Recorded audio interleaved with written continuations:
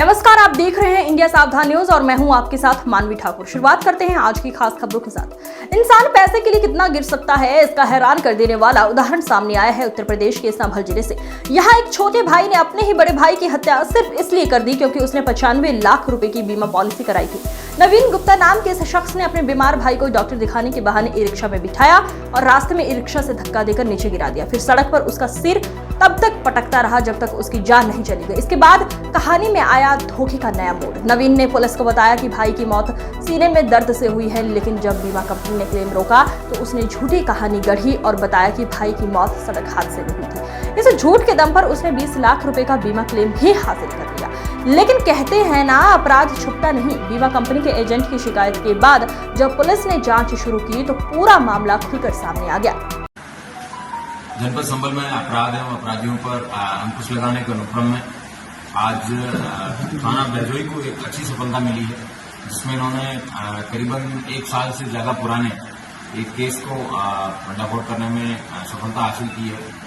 पूर्व में हमारी एडिशनल एसपी अनुकृति द्वारा बीमा माफियाओं के खिलाफ जो कार्यवाही की जा रही है, उस कार्यवाही में एक ये नया मोड़ है, जिसमें अपने किसी सगे रिश्तेदार का मर्डर करके उसमें लाखों रुपए की इंश्योरेंस पॉलिसी प्राप्त करने के यह ऐसा दूसरा केस है जिसका भंडाफोड़ किया जा रहा है। उल्लेखनीय है कि 20 जून 2024 को एक संजय नामक व्यक्ति है, उसकी ई रिक्शा से उसके सगे भाई नवीन द्वारा धक्का देकर उसको गिरा दिया था और उसके बाद में सड़क पर पीट कर उसको मार दिया था। मारने के बाद वो वहां से चला गया और उसका पंचायतनामा भरा उसने स्वयं ने, और ई रिक्शा से गिर जाने के नाम पर उसने पंचायतनामा भरा।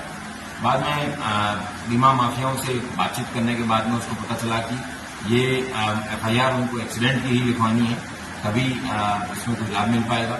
तो उस घटना के 17 दिन बाद में इन्होंने थाना बैजोई पर एक 6 जुलाई को अभियोग पंजीकृत कराया, जिसे 279 338 304 का अभियोग पंजीकृत कराने के बाद में पुलिस को ये बताया गया था कि ई रिक्शा के पीछे से किसी ने टक्कर मारी है, लेकिन पुलिस को ना तो कोई ऐसा ई रिक्शा मिला, ना ही कोई ऐसा टक्कर मारने वाला वाहन मिला। सीसीटीवी सारे खंगाले गए।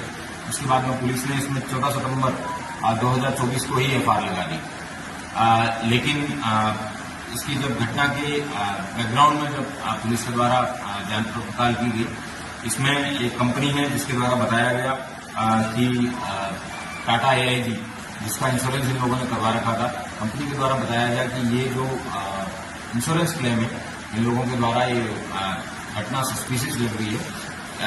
जब पीछे बीमा माफियाओं के खिलाफ जो मुहिम चल रही है, उसको देखते हुए उनको लगा कि पुलिस कार्रवाई करेगी, तो उन्होंने हमारे एडिशनल एसपी से कांटेक्ट किया और उसमें मुकदमे को दोबारा रिव्यू करने के लिए बताया। जब पुलिस के द्वारा इसमें जब क्लोज लुक से दोबारा देखा गया और जब इन सभी लोगों से कड़ी पूछताछ की गई।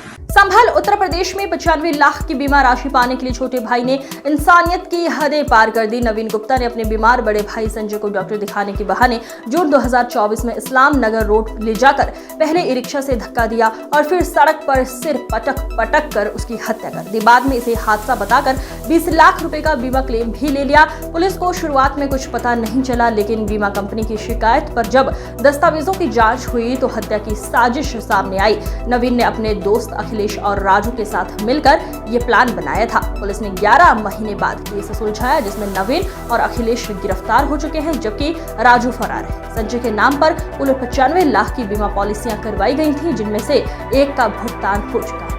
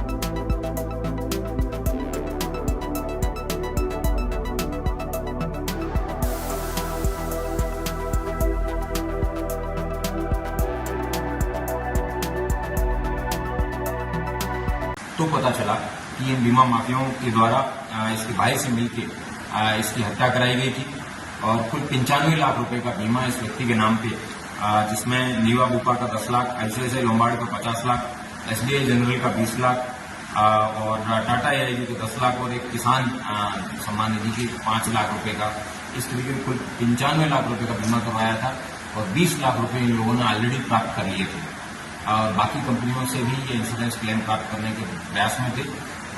फिर इसी में ही पुलिस के द्वारा इसकी जांच की गई है। इसमें जांच में अखिलेश और राजू नाम के 2 व्यक्ति भी पकड़ में आए हैं, जो जिन लोगों के द्वारा इस तरीके के फर्जी बीमे कराए जाने का काम करवाया जाता है। यह भी उल्लेखनीय है कि मृतक जो है वो लकवाग्रस्त था, ना वो चल सकता था, शराब का भी आदी था, इसलिए उनको लगा कि ये सबसे परफेक्ट कैंडिडेट है। इसको ढूंढ के इन लोगों के द्वारा उसकी हत्या की गई है।